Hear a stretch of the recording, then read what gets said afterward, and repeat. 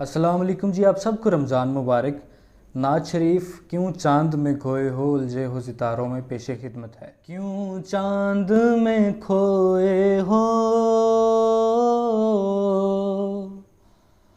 उलझे हो सितारों में, आका को मेरे ढूंढो कुरान के पारों में। जिब्रील अमी बोले सिदरा के मकी बोले,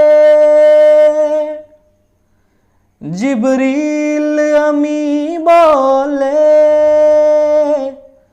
सिदरा के मकी बोले, तुम सा न हसी देखा लाखों में हजारों में, आका को मेरे ढूंढो कुरान के पारों में। ऐ काश कबूतर ही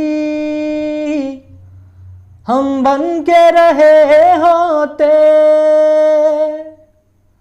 ऐ काश कबूतर ही हम बन के रहे होते, उस गुंबद खजरा के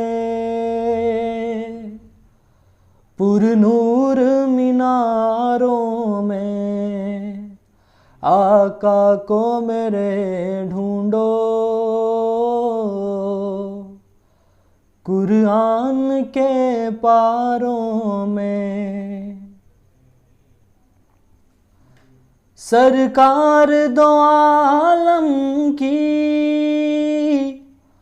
उल्फत में जो मरते हैं, सरकार दो आलम की उल्फत में जो मरते हैं, अल्लाह के वो बंदे जिंदा है मज़ारों में। क्यों चांद में खोए हो उलझे हो सितारों में, आका को मेरे ढूंढो कुरान के पारों में।